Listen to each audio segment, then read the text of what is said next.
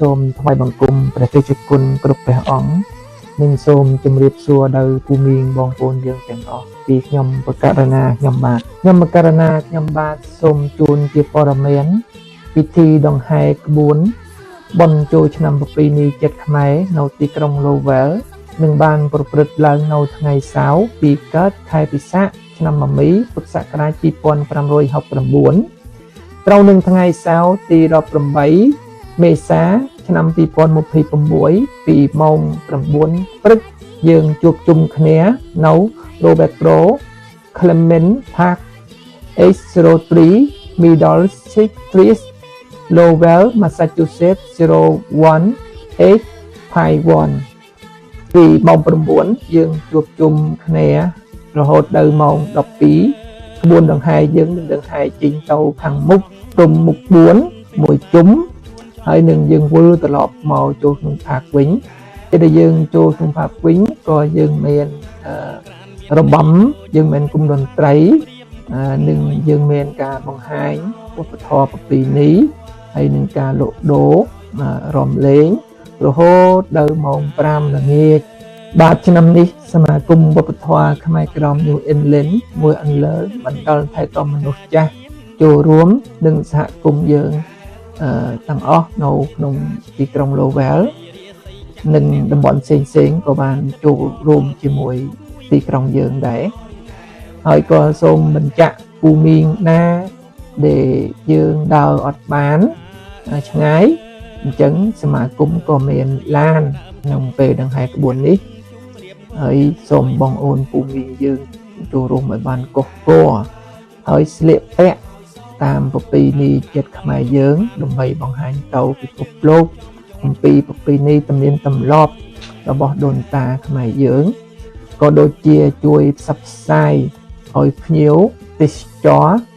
មកលេងស្រុកខ្មែរយើងកាន់តែច្រើនឡើងបាទហើយបន្តទៅនេះយើងសូម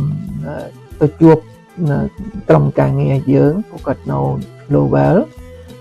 ដើម្បីឲ្យពួកគាត់បញ្ជាក់បន្ថែមនឹងកិច្ចការរៀបចំក្បួនដង្ហែនៅថ្ងៃខាងមុខនេះសូមនិមន្តនឹងអញ្ជើញទាំងអស់គ្នាបាទលោកលីវនីគាត់នឹងផ្សាយរឿងកម្មវិធីចូលឆ្នាំយើងនៅខាងមុខនេះថ្ងៃទី18បាទអញ្ជើញបាទសូមអរគុណបងសង្ហាហើយសូមនមស្ការព្រះរតនត្រ័យជាដំបូងសូមថ្វាយបង្គំព្រះសង្ឃគ្រប់ព្រះអង្គជម្រាបសួរពុកម៉ែបងប្អូនយើងទាំងក្នុងនិងក្រៅប្រទេសជាទីគោរពរាប់អានជាដំបូងពុកខ្ញុំសូមណែនាំខ្លួនថាពុកខ្ញុំជាសមាជិការបស់សមាគមវប្បធម៌ខ្មែរកម្ពុជាក្រោមនៅតំបន់ New England នេះហើយលើកនេះជាលើកទី1ដែលសមាគមវប្បធម៌ខ្មែរកម្ពុជាក្រោមមានកិត្តិយសបានចូលរួមដង្ហែប្រស័យស័ក្តិព្រំឬក៏ដង្ហែក្បួនខ្មែរយើងពី Senior Center ទៅ Pilot Park វិធីដង្ហែគឺខ្មែរយើងធ្លាប់ដង្ហែជាច្រើនឆ្នាំហើយតាមខ្ញុំដឹង10ឆ្នាំជាងជិតទៅ20ឆ្នាំហើយឥឡូវនេះពួកខ្ញុំសូមចូលរួមដង្ហែហ្នឹងគឺក្នុងថ្ងៃ18ខែមេសាឆ្នាំ2026នេះវាត្រូវនឹងឆ្នាំមមីអត្តស័កនៅក្នុងឆ្នាំនេះហើយពួកខ្ញុំចូលរួមដង្ហែជាមួយសមាគមនានាជាមួយបងប្អូនយើងនានាក្នុងទីក្រុង Lowell នេះហើយនៅសាសដទៃក៏គេមកចូលរួមដែរតាមខ្ញុំឃើញពីឆ្នាំទៅមិញប៉ុន្តែខ្ញុំអត់បានដឹងលម្អិតថាក្នុងកម្មវិធីនេះមានអ្វីខ្លះទេហើយនឹងខ្ញុំសូមបង្វែរ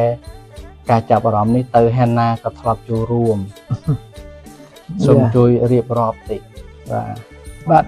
អរសូមអរគុណលោកលីវនីយ៉ា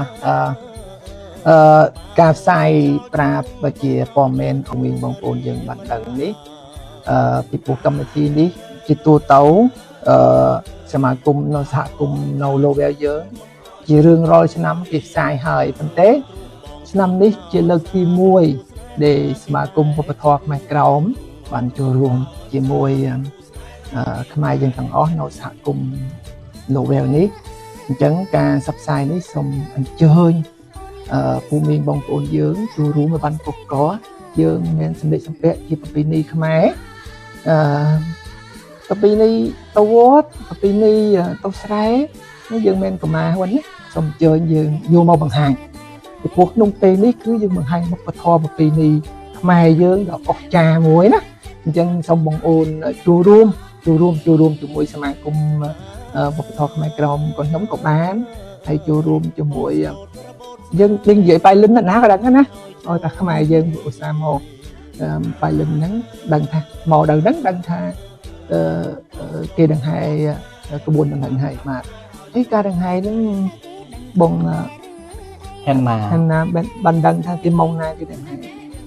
កម្មវិធីចាប់ដើមពីម៉ោង 12 ថ្ងៃត្រង់ដល់ម៉ោង 1 យើងនឹងហាយពី Senior Center ទៅ Pilot Park ម៉ោង 12 យ៉ាគេជួបជុំគ្នាម៉ោង 11 ឬក៏ 11 កន្លះបានហើយនៅគេដង្ហែក្បួនទៅម៉ោង 12 ចាប់ដើមចេញទៅពី Senior Center ជាការអ្នកខ្លះអាចជួបជុំគ្នានៅសមាគមខ្មែរហើយ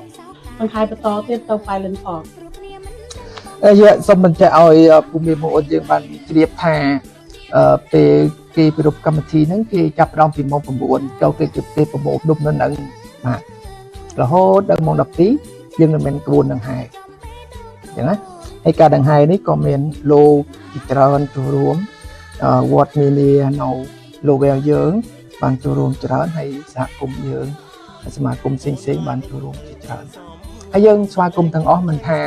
ខ្មែរមិនថាជនជាតិណាទេយើងស្វាគមន៍ទាំងអស់បាទនេះខ្ញុំអត់មានអីបន្ថែមច្រើនប៉ុន្តែខ្ញុំចង់បញ្ជាក់មួយសារទៀតថាយើង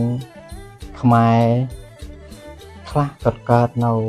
ស្រុកនេះកូនខ្មែរខ្លះក៏មកពីខ្មែរកដាលប្រយោជន៍ទូចមែនទែនគាត់មកហើយខ្លះក៏ធំដឹងក្តីហើយពួកយើងស្ទើរពីខ្មែរក្រមមកយកធំហើយបានមកដល់សហរដ្ឋអាមេរិកនេះហើយមានពួកគាត់ចាស់ទុំច្រើនទៀតហើយមកជំនាន់មុនយើងចង់ថាយើងធ្វើនេះជារបៀបដែលយើងឃ្លាតឆ្ងាយស្រុកណាយើងចង់លើកថាយើងឃ្លាតឆ្ងាយស្រុកប៉ុន្តែយើងនៅមានវប្បធម៌នៅមានប្រពៃណីតាមវត្តប៉ុន្តែនេះជាកន្លែងសហគមន៍ខ្មែរយើងរួមសហគមន៍បានសេចក្តីថាមួយលើខ្មែរយើងនេះ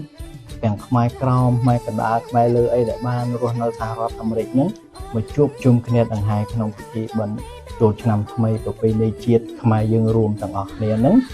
អញ្ចឹងមកលើកចុងក្រោយទាំងអស់ខ្ញុំចង់គោរពអញ្ជើញណាភាសាទៀតខ្មែរទាំងខ្មែរក្រមខ្មែរកណ្ដាលមិនដល់ខ្មែរលើអីទាំងអស់សូមចូលរួមឲ្យបានកកជាពិសេសគឺខ្មែរក្រមយើងអ្នកដែលឃ្លាតឆ្ងាយស្រុកឪពុកម្ដាយអត់បានទៅបានស្គាល់ផ្ទាល់ទេអត់បានទៅស្រង់ប្រេះឬក៏លេងមុជទឹកឲ្យឪពុកម្ដាយផ្ទាល់ទេអ្នកខ្លះដូចខ្ញុំផ្ទាល់អីអត់បានទេប៉ុន្តែយើងនឹងមកជួបជុំគ្នាធ្វើនៅក្នុងទឹកដីលើទឹកដីសហរដ្ឋអាមេរិកនៅទីក្រុង Lowell នេះទាំងអស់គ្នាបាទសូមគោរពអញ្ជើញដោយសេចក្តីគោរពបាទអរគុណច្រើនកាលនេះមកបងសូមបញ្ជាក់បន្ថែមថា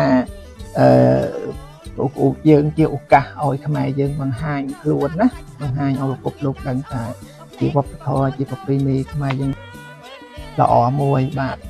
ហើយក៏ជាសព្វផ្សាយឲ្យស្រុកខ្មែរយើងឲ្យគេបានដឹងស្រុកខ្មែរគេមើលគេពីនេះយើងល្អគេអាចទៅស្រុកខ្មែរយើងលេងអញ្ចឹងណាយើងមានអង្គរវត្តយើងមានប្រាសាទជាច្រើនស្រុកខ្មែរហើយក៏ឱកាសហ្នឹងក៏សព្វផ្សាយថាក៏ខ្ញុំក៏ខ្មែរក្រមក៏ខំសព្វផ្សាយយើងមានវត្តវាយើងមានប្រាសាទចឹងដែរហើយយើងមានប្រជាជនខ្មែរក្រម7លានបង7លានអ្នកណាមិនមែនតិចទេបងសូមចាក់ប៉ុណ្ណឹងហើយជាចប់សូមអរគុណហើយសូមអញ្ជើញទាំងព្រះសង្ឃទាំងពូមីបងប្អូនទាំងអស់ចូលរួមឲ្យបានកកបាទសូមអរគុណបងអរគុណលាអរគ្នា